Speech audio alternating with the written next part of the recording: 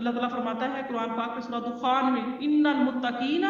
فی مقام امین فی جنات وعیون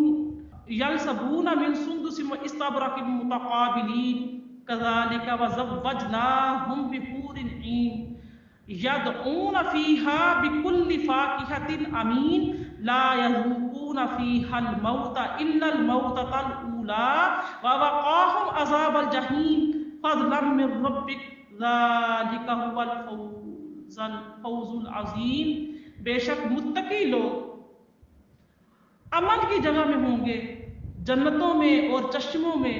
وہ باریک اور موٹے ریشم کا لباس پہنے آمنے سامنے ہوں گے۔ ایسے ہی ہوگا ہم بڑی آنکھوں والی حوروں کو ان کی زوجیت میں دے دیں گے اور وہاں ہر قسم کے پھل اطمینان سے طلب کریں گے۔ وہ پہلی موت کے سوا جنت میں اور کسی موت کا مزہ نہیں چکھیں گے۔ اللہ نے انہیں دوزخ کے عذاب سے بچا لیا ہے۔ انہیں یہ سب نعمتیں آپ کے رب کے فضل سے ملیں گی، یہی بہت بڑی کامیابی ہے۔ ہم دنیا میں کامیابیوں کے کون سے ہمارے دماغ میں کنسیپٹ ہے کہ یہ کامیابی وہ کامیابی، لیکن اللہ تعالیٰ فرماتا ہے کہ دوزخ کے عذاب سے بچ جانا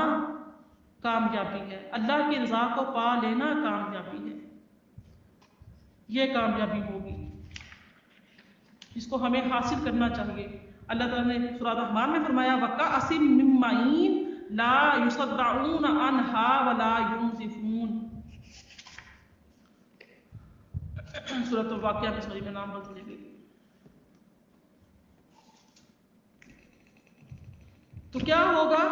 کہ میں عرض کر رہی تھی کہ اللہ تعالیٰ کی ذات جو ہے وہ جنت میں سب نعمتیں عطا کرے گی، اور فرمایا کہ جو جنتی ہیں ان کو رغبت کس چیز کی کرنی چاہیے؟ ان کو رغبت کرنی چاہیے ان نعمتوں کو حاصل کرنے کی اور اعمال صالح کرنے کی۔ تو شراب تسنیم کی آمیزش کے بارے میں فرمایا تسنیم وہ مشروب ہے جس کو اوپر سے انڈیلا جائے گا،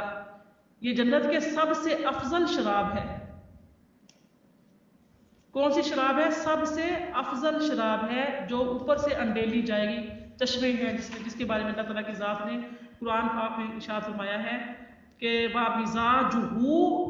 سورہ مطففین میں وَمِزَاجُهُ مِن تَسْنِيمٍ عَيْنًا يَشْرَبُ بِهَا الْمُقَرَّبُونَ، فرمایا کہ ان کو کیا کیا جائے گا؟ اوپر سے انڈیلا جائے گا، اور جنت کی سب سے افضل یہ شراب ہوگی۔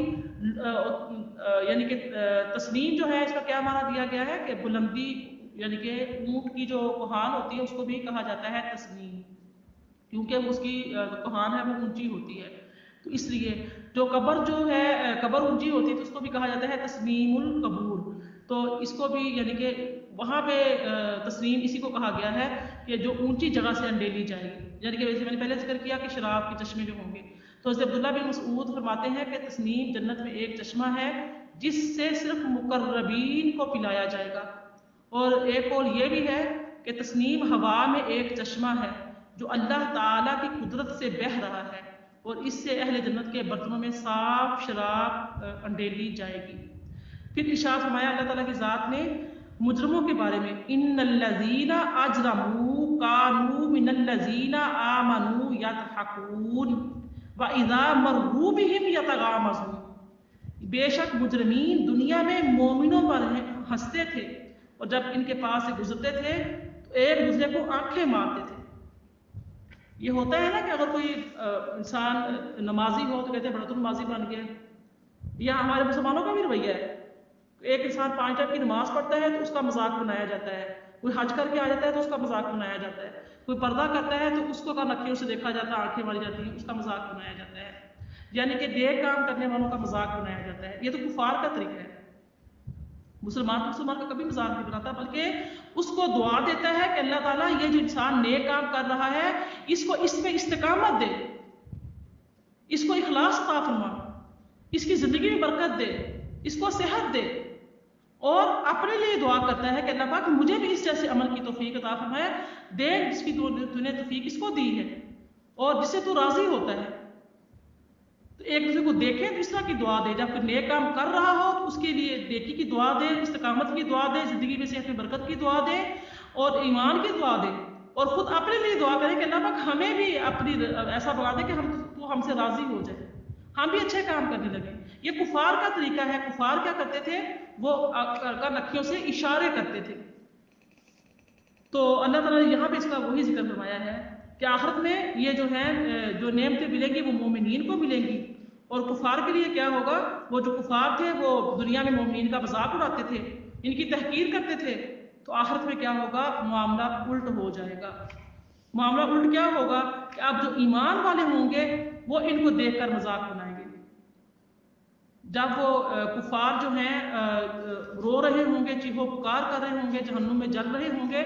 تو مومنین جو ہوں گے وہ فرشتوں اپنے محلات میں جو ہے بیٹھے ان کو دیکھ رہے ہوں گے،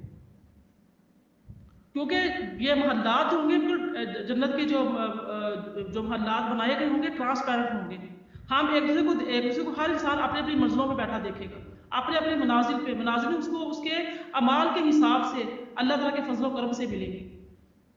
تو وہ ہر ایک دوسرے کو دیکھ رہے ہوں گے، باتیں کر رہے ہوں گے، جیسے آمنے سامنے گھر ہوتا ہے، کھڑکی کھلتی ہے تو آپس میں سہیلیاں باتیں کرتی ہیں، یا گھر میں ایک شہر میں 2-3 گھر ہوتے ہیں تو آپس میں ملاقاتیں رہتی ہیں۔ اس طرح سے جنتی جو ہوں گے وہ ملاقاتیں کریں گے، ایک دوسرے کے گھروں میں جائیں گے، آئیں گے، ہنسیں گے، کھیلیں گے، بیٹھیں گے اور ذکر کریں گے دنیا میں ہم فلاں کام کرتے تھے، اس کو بدلہ ملا ہے، یہ فلاں کام کا بدلہ ملا ہے، اللہ تعالیٰ کی ذات ہمیں بخش دی ہے، خوشیاں منائیں گے، چہرے تر و تازہ ہوں گے۔ لیکن جو آپ یہاں پہ جو ہے کفار مذاق بنا رہے تھے، آخرت میں کیا ہوگا؟ جو مومنین ہوں گے، جو جنتی ہوں گے، وہ ان کو مذاق بنائیں گے، ان کی تحقیر کریں گے، ان کا یعنی کہ ان کو عذاب میں مبتلا دے کر ہنسیں گے۔ اللہ تعالیٰ کی ذات کا یعنی کہ مومنین کو اس آیت سے متعلق تسلی دینا ہے۔ صحابہ کرام کو جب مذاق بناتے تھے نا یہ والے کفار، کہتے تھے کہ پتہ نہیں کون سی زندگی کا یہ سوچ رہے ہیں،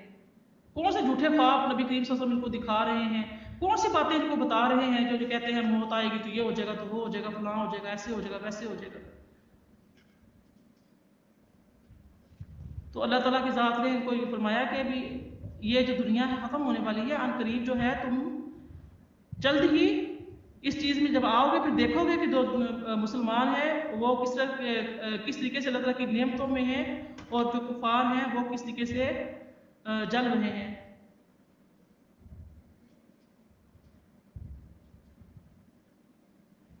جی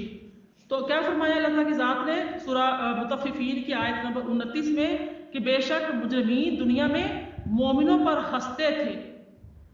یعنی کہ ابو جہل اور جو ولید بن مغیرہ ہیں ان کا مذاق تھا کہ یہ مذاق بناتے تھے، ہنستے عمار کا، ہنستے صہیب کا، ہنستے بلال رضی اللہ تعالیٰ عنہ پر ہنستے تھے، ان کا مذاق بناتے تھے، جو فقراء مسلمین تھے ان کا مذاق بناتے تھے۔ تو اللہ تعالیٰ کی ذات نے یہ آیت نازل فرمائی اور فرمایا کہ یہ تمہارا مذاق بنا رہے ہیں، کوئی بات نہیں، یہ آخرت میں تم ان کا مذاق بناؤ گے۔ حضرت علی رضی اللہ تعالیٰ عنہ فرماتے ہیں کہ آپ علیہ السلام مسلمانوں کے ساتھ جا رہے تھے تو اس آیت کا نزول ہوا۔ اس آیت کا نزول کب ہوا؟ جب حضرت علی رضی اللہ تعالی عنہ گزر رہے تھے اور حضرت جو ہے نا یہ اپنا حضرت عمار، حضرت صہیب، حضرت بلال رضی اللہ تعالی عنہ پر یہ ابو جہل اور الولید بن مغیرہ، العاص بن وائل یہ کیا تھے؟ یہ ہنس رہے تھے۔ اللہ تعالیٰ کی ذات نے یتغامزون فرمایا جس کا معنی ہے پلکوں اور بھووں کے ساتھ اشارے کرنا، یعنی کہ کسی کا یعنی کہ عیب بیان کرنا۔ آپ دیکھ لیجئے کہ بھووں کے ساتھ اشارے کرنے اور آنکھوں کے ساتھ اشارے کرنے یہ اچھے نہیں ہیں، یہ طریقہ کار اچھا نہیں ہے، یہ بھی آنکھوں کی غیبت ہے کہ آپ کے سامنے کوئی بیٹھا ہوا ہے اور آپ آنکھوں سے بھووں سے اشارے کر رہے ہو، اس کو تحقیر اس کی بنا رہے ہو، تو اس کا جو معنی ہے وہ ہے آنکھوں سے اشارے کرنا، کسی کا مذاق بنانا۔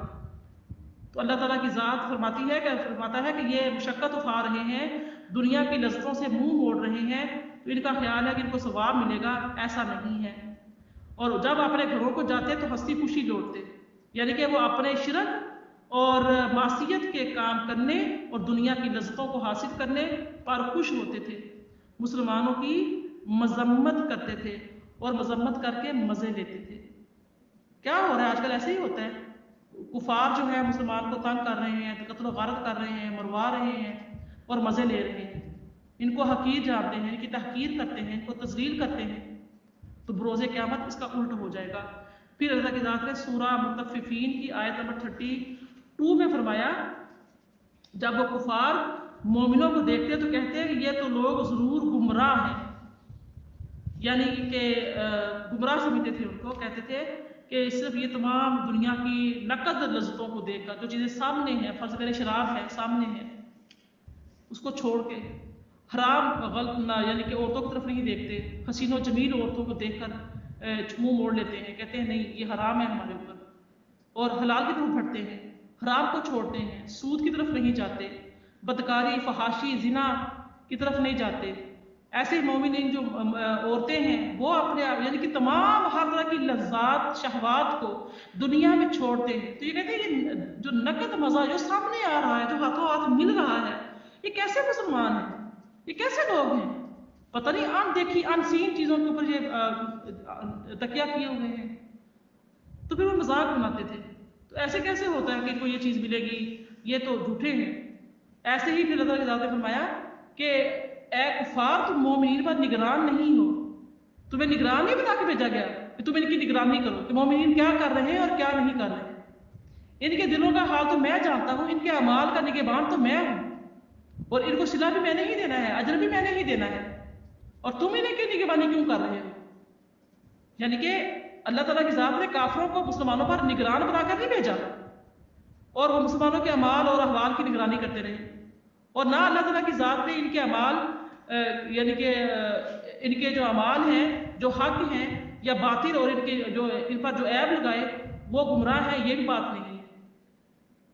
بلکہ اللہ تعالیٰ کی ذات نے ان کافروں کو یہ حکم دیا کہ وہ اپنی اصلاح کریں، اپنا آپ سنواریں، اپنی طرف دیکھیں۔ اس طرح سے پھر سورہ مطففین میں آیت نمبر جو 34 اور 35 میں کیا تھا کہ پس آج مسلمان کافروں پر ہنس رہے ہیں،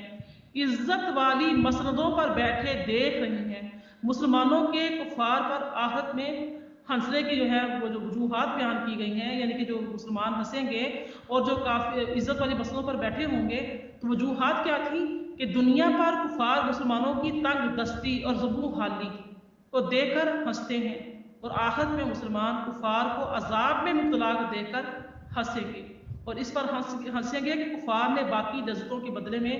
فانی لذتوں کا سودا کر لیا ہے۔ جو لذتیں فانی تھیں، موت تو کافر کو بھی آنی ہے، مسلمان کو بھی آنی ہے، موت بچے بوڑھے جوان کو ہر ایک کو آنی ہے۔ جب اللہ نے فرمایا کل نفس، ہر نفس جو ہے ذائقۃ الموت، موت کا ذائقہ چکھے گا۔ ذائقہ کتنا ہوتا ہے؟ تھوڑا سا ہم کوئی کھانا پکاتے ہیں یا میٹھا بنائیں یا نمکین بنائیں کچھ بھی، تو ہم کہتے ہیں ذرا چکھنا، تو ہم تھوڑا سا دیتے ہیں چکھنے کے لیے، یا خود چکھنے تھوڑا سا چکھتے ہیں، ہم پورا وہ کھانا جو بنا ہوا ہوتا پورا نہیں کھا لیتے۔ تو بس موت تھوڑی سی دیر کے لیے آنی ہے، ہلکا سا ذائقہ اس کو ملنا ہے، اور وہ ذائقہ بھی کیسا ہو؟ اعمال کے حساب سے ہوگا۔ جتنا زیادہ شدید انسان گناہ گار ہوگا اس کو موت کی سختی بھی اتنی زیادہ آئے گی۔ کتنے دن لگ جائیں گے، کتنے مہینے لگ جائیں گے اس کی موت آنے میں، وہ موت کی سختی برداشت کر رہا ہوگا، جیت رہا ہوگا، جس کو ہم بیماری کا نام دے دیتے ہیں۔ لیکن ایک مسلمان کی موت، مسلمان جتنا مرضی یعنی کہ گناہ گار بھی ہوگا، اس کی تکلیف، اس کی بیماری، اس کے گناہوں کا ازالہ بن جاتی ہے۔ وہ بیمار رہے گا، نبی کریم صلی اللہ علیہ وسلم نے فرمایا کہ اچانک کی موت سے پناہ مانگو، کیونکہ بیمار اللہ کے قریب ہوتا ہے۔ مسلمان کیسا بھی ہو، جب اس پر تنگ دستی آتی ہے، جب اس پر بیماری آتی ہے، تو وہ اللہ سے ڈر جاتا ہے، وہ اللہ کے قریب ہوتا ہے، وہ وظائف پوچھنے لگتا ہے، وہ وظائف کرنے لگتا ہے، کچھ نہ کچھ پڑھنے لگتا ہے، کچھ نہ کچھ کرنے لگتا ہے، وہ اللہ کے قریب ہو جاتا ہے۔ تو بیمار ہو کر انسان دنیا سے جائے تو جتنا دیر وہ بیمار رہے گا، جتنی تکلیف وہ بیماری میں کاٹے گا، وہ اللہ کے قریب ہو جائے گا۔ لوگ اس کے لیے دعا کرتے ہیں، ہر کچھ کے لیے دعا کر رہا ہوتا ہے، اس کے گناہ معاف ہو رہے ہوتے ہیں۔ آپ سب نے فرمایا نا، آقا کریم صلی اللہ علیہ وسلم نے فرمایا کہ مومن کو ایک کانٹا بھی چبھتا ہے تو کیا ہوتا ہے؟ اس کے سارے گناہ معاف کر دیے جاتے ہیں۔ تو یہ گناہوں کا سبب ہے۔ لیکن اس کے برعکس کافر جو ہے وہ اس کی موت کی تکلیف ایسے ہوتی ہے جیسے پاؤں سے لے کر اس کے ایک جسم کے، جیسے ہم کپڑے کو کینچی سے کترتے ہیں، کاٹتے ہیں، اس طریقے سے اس کے جسم کے ایک ایک عضو سے جو جان نکل رہی ہوتی ہے۔ تو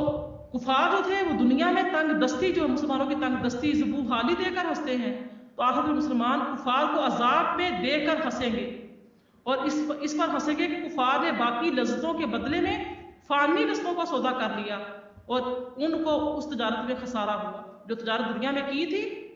اس میں خسارہ ہو گیا۔ الہاکم التکاثر حتی زرتم المقابر، تو یہ خسارہ جو ہے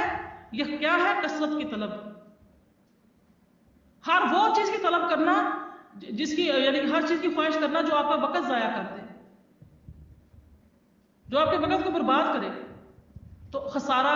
مسلمان ہنسیں گے دیکھ کے، مومنین ہنسیں گے دیکھ کے، کہیں گے دیکھو انہوں نے کیسا خسارہ کیا ہے، وہ دنیا فانی ہونے والی تھی، ہم ٹھیک تھے، ہم نے دنیا میں دل نہیں لگایا، ہم اس بات کو سمجھ گئے تھے، یہ جو تھیوری تھی ہم اس کو سمجھ گئے تھے کہ دنیا فانی ہے، اور ہم نے اس فانی دنیا میں دل نہیں لگایا تھا، ہم نے ابدی دنیا میں آنے کی تیاری کی تھی، آج ہم خوش ہیں۔ اور کفار جب دوزخ میں دیکھیں گے کہ دوزخ سے باہر نکلنے کا دروازہ کھل گیا ہے، جب وہ دوڑ کر اس دروازے تک پہنچیں گے تو وہ دروازہ بند کر دیا جائے گا۔ اب ان کے ساتھ یہ مذاق کیا جائے گا کہ جہنم کا دروازہ کھولا جائے گا، تو وہ کہیں گے جہنم کا دروازہ کھولا، ہم اس جہنم سے نکل جائیں، لیکن کیا ہوگا؟ جب دروازے تک آئیں گے تو دروازہ بند کر دیا جائے گا، اور جو مومنین ہوں گے وہ جنت میں اونچی اونچی مسندوں پر بیٹھے یہ منظر دیکھ رہے ہوں گے، اور یہ منظر دیکھ کر ہنس رہے ہوں گے۔ تو مومنین کو عزت والی مسندوں پر بٹھایا جائے گا، ان کو بیٹھے دیکھ کر کفار دنیا کی عزت اور تکبر کے بعد آج کتنی کفار کو رسوائی مل رہی ہے، کتنی ذلت مل رہی ہے۔ دنیا میں تو بڑے بڑے ان کے بڑے روپیہ پیسے، غرور، تکبر، ان کے پاس بینک بیلنس تھا، سب کچھ تھا، بڑا اتراتے تھے، تو آج دیکھو ان کے ساتھ کیا ہو رہا ہے، ان کے ساتھ مذاق کی، جیسے وہ دنیا میں مومنین کا استہزاء کرتے تھے تو اللہ تعالیٰ کی ذات بروز قیامت ان کا استہزاء فرمائے گی۔ جہنم سے نکلنے کا دروازہ کھولا جائے گا، پھر بند کر دیا جائے گا، پھر کھولا جائے گا، بند کر دیا جائے گا، ادھر سے جنتی بیٹھے اس تمام مناظر کو دیکھ کر کہیں گے کہ دنیا میں ہمارا مذاق اڑاتے تھے، آج دیکھو ان کے ساتھ کیا ہو رہا ہے۔ آخری آیت نمبر 36 میں فرمایا کفار کو اپنے کاموں کا بدلہ ملا ہے۔ اس آیت میں یعنی کہ کیا فرمایا؟ ثواب، یعنی کفار کو اپنے مذاق اڑانے کا کیسا ثواب ملا ہے، اس یعنی کہ ثواب کا لفظ استعمال کیا گیا، ہم جو ثواب کہتے ہیں وہ ہم جو نیک اعمال کرتے ہیں اس کی جزا کو ہم ثواب کہتے ہیں، لیکن یہاں پر اللہ تعالیٰ نے استہزاء کے طور پر ثواب کا دیا ہے کہ ہم جب کہتے ہیں کہ ہم فلاں کا ثواب کی نیت سے کر رہے ہیں تو یہی کافر ہمارا مذاق اڑاتے تھے کہ کیسا مذاق ہے، کیسا ان کو ثواب ملنا ہے، کون سا ثواب، کیسا ثواب؟ یہ دنیا جس زندگی کی یہ بات کر رہے ہیں، مرنے کے بعد کون اٹھائے گا؟ ہماری ہڈیاں گل سڑ جائیں گی، چورا چورا ہو جائیں گی، مٹی میں مٹی ہو جائیں گی، ہمیں کون اٹھائے گا؟ کیسے ہوگا؟ ایسے ہزاروں سال، سینکڑوں سال جو لوگ مر گئے، ہمارے آباء و اجداد سارے، اتنی دنیا کیسے دوبارہ سے زندہ ہوگی؟ یہ کیسا کرتے ہیں کہ وہ ایسا مذاق بناتے تھے نا۔ اللہ فرماتا ہے حل ثوب الکفار ما کانوا یفعلون، کفار کو اپنے کاموں کا کیسا بدلہ ملا ہے، کیسا ثواب ملا ہے۔ یہ احتجاج کے طور پر اللہ تعالیٰ کی ذات نے ثواب کا لفظ یہاں پر استعمال کیا ہے۔ اللہ پاک سے دعا ہے کہ اللہ تعالیٰ کی ذات ہمیں وہ تمام جنتوں کی نعمتیں عطا فرمائے جس کا ذکر آج ہم نے پڑھا ہے اور آئندہ انشاءاللہ پڑھیں گے۔ اللہ تعالیٰ کی ذات ہمیں ایسے اعمال کرنے کی توفیق عطا فرمائے، جو ہم نیک عمل کریں وہ چھوٹا بھی ہو تو اللہ تعالیٰ کی ذات اس میں ہمیں استقامت دے، اس میں اخلاص دے، اس میں ریا نہ ہو۔ اللہ تعالیٰ ہمیں ریاکاری سے محفوظ رکھے، ہم جو بھی کام کریں وہ اللہ کی رضا کے لیے کریں، اللہ کا قرب پانے کے لیے کریں، حصول ثواب کی نیت سے کریں، نبی کریم صلی اللہ علیہ وآلہ وسلم کی سنت کی اتباع کرتے ہوئے کریں۔ تو انشاءاللہ تعالیٰ موت کے بعد یہ تمام مناظر جو ہم نے آج پڑھے ہیں ان کا سامنا ہوگا، صرف کیا ہے محنت یہاں کرنی ہے، رزلٹ وہاں ملے گا۔ وما علیہ الا البلاغ۔ السلام علیکم ورحمۃ اللہ وبرکاتہ۔